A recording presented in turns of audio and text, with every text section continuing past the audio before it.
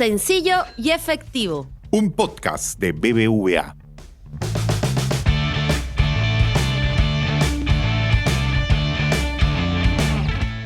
Hola amigos, muchas gracias por sintonizar una vez más el podcast de BBVA en Perú, sencillo y efectivo. Los saluda Mercedes Castro y el día de hoy les tenemos preparado un episodio especial. Estamos a escasos días de celebrar el bicentenario de la independencia del Perú. Y qué mejor momento para traerles todo el análisis económico de cómo se encuentra nuestro país en la actualidad y hacia dónde apunta el crecimiento para los próximos años. Pero antes de avanzar en el tema, saludo a mi compañero en la locución, el señor Nelson Alvarado. ¿Cómo estás, Nelson? Hola Meche, ¿cómo estás? Un saludo cordial a todos nuestros amables oyentes. Espero que todos se encuentren muy bien de salud y estoy muy contento de estar una vez más aquí con ustedes en el podcast Sencillo y Efectivo. Como bien dices, Meche, en nuestro episodio del Mes Patrio hemos decidido traerles a todos un programa cargado de información económica a cargo de Hugo Perea, economista jefe de BBVA Research para Perú. Recientemente, Hugo y su equipo han publicado un nuevo informe Situación Perú donde prevén un crecimiento económico para el país de 9% para este año y de 4,3% para el 2022. Pero, ¿cuáles son las variables que hacen este crecimiento posible? Hoy en el programa conoceremos todos estos detalles. Efectivamente, Nelson. Por ejemplo, me animaría a decir que el ritmo que estamos ganando con la vacunación de cada vez más peruanos puede estar influyendo en la mejora de previsiones para nuestro país. Pero además de este tema, tenemos actualmente un presente muy marcado por el escenario político y el ingreso de un nuevo gobierno este 28 de julio. Por eso, será también bastante interesante conocer cuáles son las perspectivas que tiene el equipo de BBVA Research sobre este acontecer. Así es, Meche, tenemos muchos temas económicos de los cuales hablar en este episodio, no solamente de las previsiones de crecimiento, sino también del tipo de cambio, del comportamiento del dólar. Así que, ¿qué te parece si vamos con la entrevista? ¡Vamos! Hola, Hugo. Ya se va haciendo costumbre tenerte en el podcast. Muchas gracias por participar una vez más. Hola Hugo, un gusto saludarte y las gracias nuevamente por haber aceptado esta entrevista. Hola, ¿qué tal? Muchas gracias Nelson, Mercedes, por una nueva invitación al podcast. Les agradezco mucho y encantado de estar nuevamente con ustedes. Recientemente, Hugo, has publicado junto a tu equipo el informe Situación Perú de BBVA Research, con las previsiones económicas para este año y el próximo. ¿Cuáles crees que deben ser los principales factores internos y externos a los que se debe prestar especial atención en los siguientes meses para tener una recuperación económica sólida?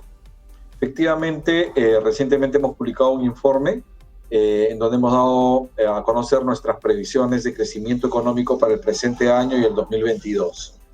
Para este año estamos anticipando un crecimiento de 9% y para el próximo de 4,3%.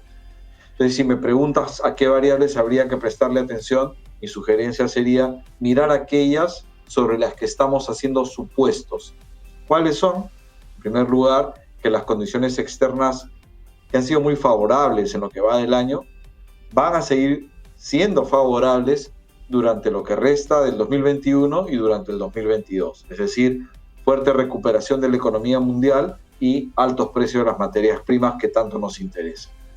Por la evolución del tema sanitario, de la pandemia que hemos visto en otras geografías del mundo, no nos permite descartar que podamos ver una tercera ola, pero estamos suponiendo que no tendrá efectos macroeconómicos importantes, o sea, no vamos a ver medidas de confinamiento tan severas.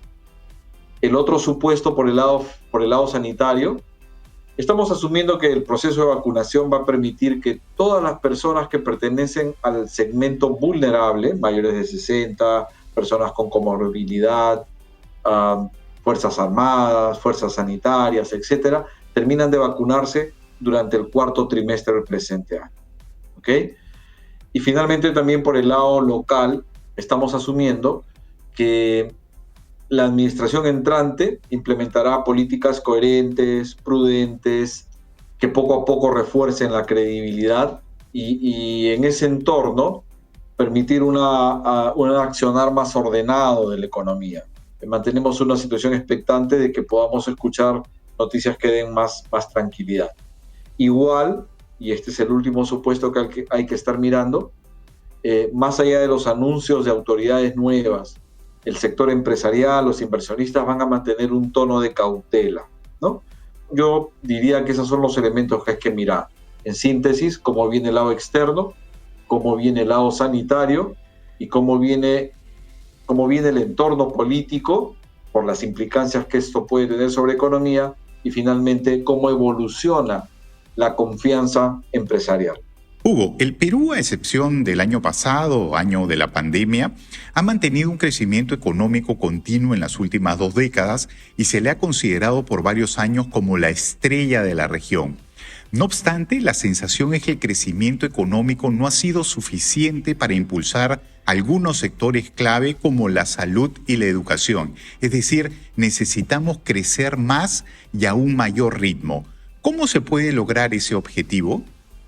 Todos los países que han tenido éxito económico y han podido consolidar niveles de ingreso por habitante, de capacidad adquisitiva de su población, básicamente han hecho un elemento que es lo más importante, para explicarlo en una sola palabra: medidas que permitan incrementar la productividad, ¿no?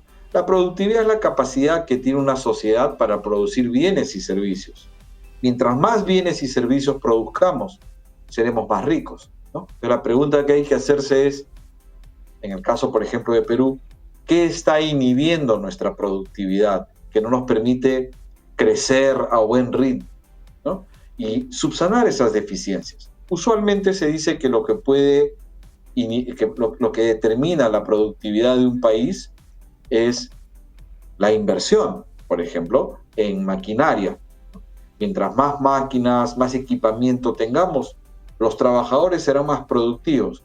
No es lo mismo producir algo de manera artesanal que con un buen equipamiento tecnológico, en maquinaria, etc.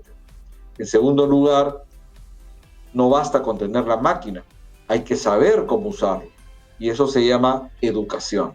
Una población más educada, una mayor calidad de la educación, debería generar también trabajadores más productivos y por lo tanto mayor crecimiento sostenible en el mediano plazo. Y el tercer elemento que determina la productividad es la capacidad de innovar de un país. De repente uno puede descubrir formas más eficientes para producir bienes y servicios. Y esa capacidad de innovar no se da en el aire, ¿no? Usualmente se da en un entorno institucional adecuado y eso es, creo, donde de manera muy general deberíamos tomar medidas concretas para volver a retomar una senda de crecimiento acelerada, ¿no? Hugo, al parecer, la disminución en el ritmo de contagios de COVID-19 y las mejoras en el proceso de vacunación parecen haber inducido una disposición de las personas al consumo. ¿Qué debería pasar para que esta tendencia se consolide en los siguientes meses? Bueno, continuar con las medidas de control sanitario, de gestión de la crisis sanitaria, ¿no? Yo diría que aquí un elemento muy importante ha sido que la población ha ido tomando cada vez un poco más de conciencia de lo importante que es mantener el distanciamiento social, salir con mascarilla. El otro elemento importante es la vacunación, ¿no? La verdad que el gobierno saliente está dejando a disponibilidad del país más o menos más de 90 millones de vacunas, de dosis. Y eso a su vez reducirá el riesgo de contagio, generará confianza, aumentarán los aforos en los centros comerciales, en las tiendas por departamento, permitirá pues una recuperación de la economía vía un mayor gasto de consumo, un mayor gasto de las familias, ¿no? Hugo, un tema que seguramente está en boca de todos ahora mismo es que tenemos una nueva administración gubernamental. ¿Cuáles crees que son los principales desafíos económicos que enfrentará el nuevo gobierno y el país en general en los primeros 100 días de gestión? Bueno, dentro de los desafíos económicos yo diría 2, ¿no? Para hacerlo muy concreto. El primero es retomar una senda de crecimiento acelerada. Entre el 2002 y el 2013, la economía peruana crecía a un ritmo promedio anual de 6,3%. en ese periodo de 11, 12 años, la capacidad adquisitiva de un peruano promedio se duplicó, casi se duplicó. Imagínate, un avance extraordinario. Por un lado, el boom inmobiliario. ¿Quién compró esas nuevas viviendas que se hicieron? Una clase media emergente, producto del rápido y acelerado progreso económico. Más gente demanda servicios de salud, más gente demanda servicios educativos. Esos fueron avances muy importantes que se dieron en un periodo relativamente corto. La pobreza cayó desde inicios de la década pasada de niveles del 59% hasta antes de la pandemia a niveles del 20%. Entonces es necesario retomar esa velocidad de crecimiento que permita pues garantizar condiciones adecuadas de vida, digamos, para todos los peruanos, ¿no? Ha venido la pandemia, ha sido un bache, estamos rebotando, pero no, lo ideal sería que no nos movamos hacia tasas de crecimiento del 2,5%, 3%, ¿no? Entonces, un primer reto que va a enfrentar esta administración es cómo acelerar el crecimiento económico. Y el segundo reto, yo diría, es todo este esfuerzo que se ha desplegado durante la pandemia no ha sido gratis, no ha sido gratuito.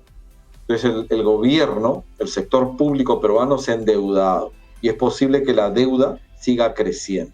Entonces el segundo reto de la administración entrante será buscar estabilizar.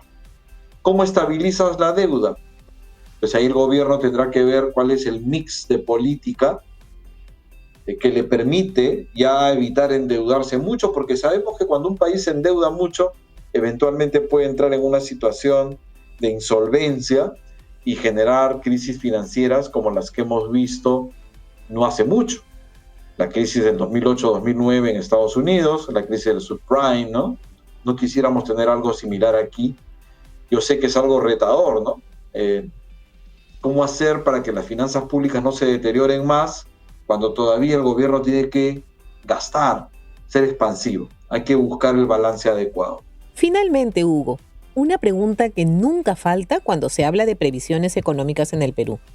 ¿Qué se puede esperar del comportamiento del tipo de cambio de aquí hasta fin de año? La dinámica del tipo de cambio en este momento, yo diría que está vinculada principalmente a 3 factores.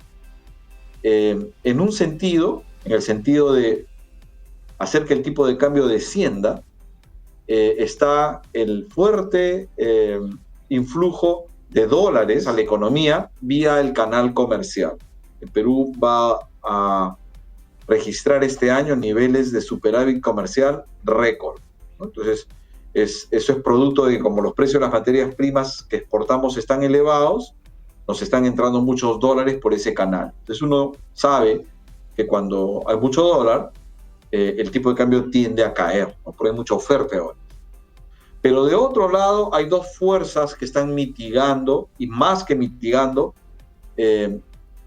contrarrestando totalmente y superando ese efecto positivo, si quieres, por el lado comercial. La primera de estas es la mayor incertidumbre política, ¿no? Usualmente el público en general, los inversionistas se ponen muy defensivos, muy cautelosos y empiezan a tratar de buscar activos que generen protección, ¿no? Del valor de la riqueza. Entonces, una posibilidad es demandar dólares. Cuando hay mucha demanda de dólares, más bien el tipo de cambio tiende a subir. Y el otro elemento que también está induciendo presiones al alza sobre el tipo de cambio es que el Banco Central de los Estados Unidos, la Fed, al parecer está un poquito más preocupado porque la inflación en Estados Unidos se ha elevado. Y cuando eso ocurre, los bancos centrales empiezan a tratar de hacer que las tasas de interés suban. Esos 2 factores están primando sobre el factor que más bien haría que el tipo de cambio baje.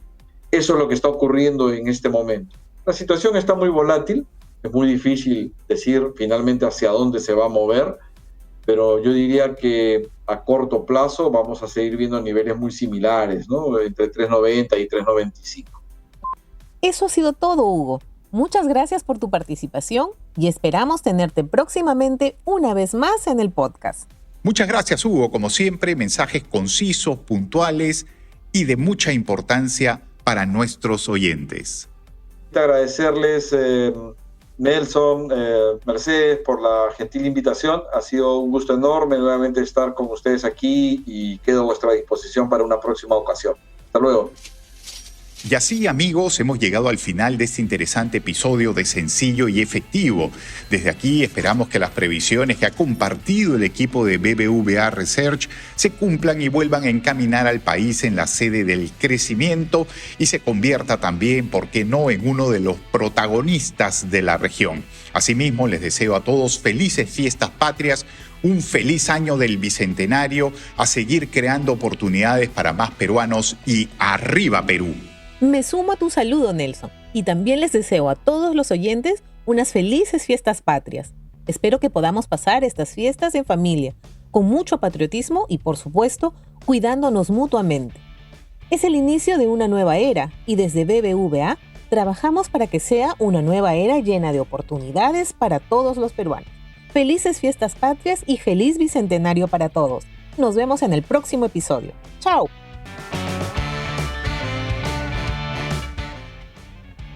Recuerda que puedes suscribirte a todos los podcasts de BBVA en iVoox, Apple Podcasts, Spotify y Google Podcasts. Además de seguir toda nuestra actualidad en bbva.com. Y si quieres, también puedes contactarnos a través del correo electrónico bbvapodcast@bbva.com y enviarnos así tus sugerencias y opiniones. Sencillo y efectivo.